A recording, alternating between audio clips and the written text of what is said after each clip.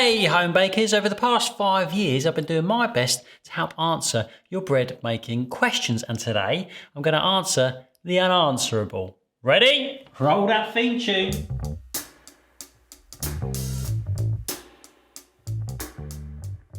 Hello to you and welcome back to the Bake with Jack YouTube channel, where I'm obsessed with the hows and whys of things that make us better home bakers. That's why I'm here. When I started teaching bread making 9 years ago, I learned the biggest lesson of them all. It's your questions that help me to understand those hows and all important whys. Because in the beginning, somebody would ask me why I did what I naturally did in the way that I did it, and most of the time it was just instinctual. So I could do one of two things here. I could just say, I don't know, I just, did it.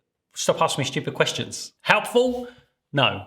Or I could say, hold on, what is the reason? What is the purpose of me performing that one instinctual action? And then you know what happens? And then a thought process occurs, followed by a translation of instinct into words and actions. And the result? We both learn. Yeah, I know. Home bakers' instincts are what bridges the gap between following down a recipe line by line with varying results and effortlessly freestyling, creating amazing bread every single time with ease, and the ability to adapt along the way to varying conditions. That's instinct, and the good news is there are things that you can do to build those instincts and get you to that place. So then, an example, let's consider the following question: when is my bread ready to bake? The default bread making teacher answer to that question is the following: press it lightly with your fingertips on the top, and if it bounces back, not too quickly, kind of slowly, but with a little resistance underneath your finger, not too delicate where the dimple stays put, but not so fragile that it collapses, but somewhere in between all of that, then it's ready to bake. How's that? There's your answer. Off you go. Bake some bread and try not to stress out about it too much. The true answer is follow your instincts, but that's not very helpful either. Because you say to me, but I'm just a beginner, Jack, I don't have any instincts, I've got nothing to go by. And yes, you are quite right. Of course, and they will come in time, believe that. Here's what you need to do in this one scenario to use it as an opportunity to build your instincts. Make some bread, shape it up and put it into the tin, ready to puff up, and use the recipe as a guide as to how long it will likely take to puff up. Feel it when you've put it in the tin. Feel it 15 minutes later, feel it 30 minutes later, 45 minutes later, 15 minutes before the recipe says it's time to bake, and then feel it again when it is time to bake. And every single time that you do, pay attention, really give it that, and recognize the difference between touch tests. This could be your first ever loaf of bread, and doing this one thing has taught you so much already about just exactly what happens when it puffs up and how it feels along the way.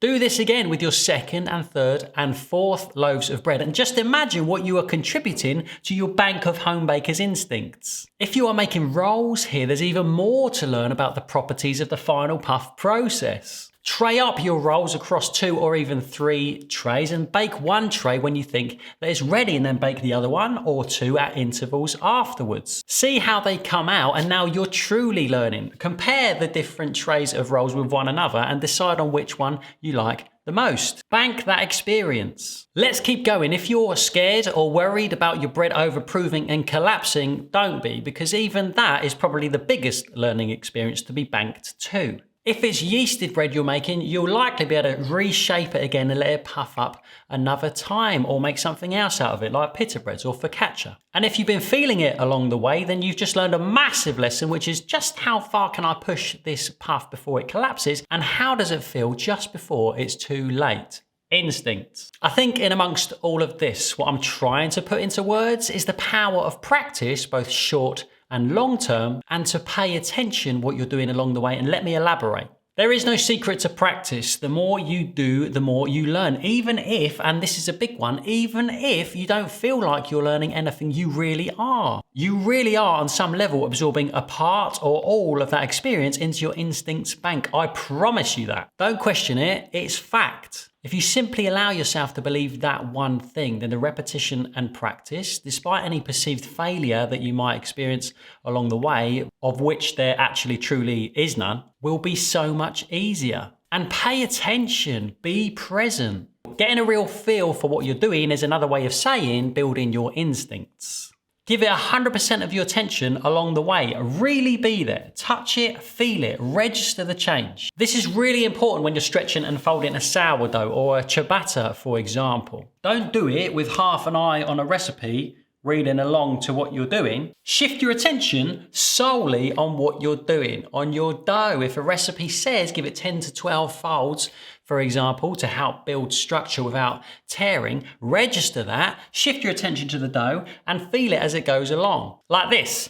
Okay, it's kind of floppy now, kind of loose. 1, 2, 3, 4 folds. Yeah, nice, it's coming together now. 5, 6, 7, wow, it's getting real strength. 8, 9, 10, nice, properly bouncy. I think I'll stop there. Do you see the difference? It might sound obvious, but just by paying close attention, you're learning so much. If you're still here, one more thing before we wrap up this episode. If it helps you and that's how you process things, take notes along the way that you can refer to next time. Be patient with bread making. There is short-term learning, every single stage of one single recipe, and there's long-term learning, repeating that recipe again and again on a weekly basis. Accept this fact and accept that you are always contributing to your instinct bank by simply doing. And at any point, if you're dissatisfied with something that you've made in any way that feels important to you, trust in the process and knowing you are always contributing to your instincts bank will make it so much easier to swallow, and it won't get you down so much. Remember when I said 9 years ago I started teaching bread making? That was true, and back then, when I was 10, my instincts were nothing compared to what they are today. I could have thought to myself, oh, I'm no good at doing this sort of thing, so what's the point? Or I could just do. After all, that time would have passed anyway, whether I did it or I didn't. I'm pleased I did it though, and so will you be too. And I thank you because you're the real reason why I am what I am today. Thank you for being here. Thank you for asking me the questions that you do and letting me know what is important to you. Now go, make some bread. And build those instincts. Go on. See you later. Bye-bye. And there you have it. Never underestimate the importance of practice. You are always building those instincts. Remember, if you don't want to miss any of my content from the week, you can sign up for your weekly Home Bakers Bulletin and get everything that I do in your inbox every single Thursday for free. Links underneath. See ya.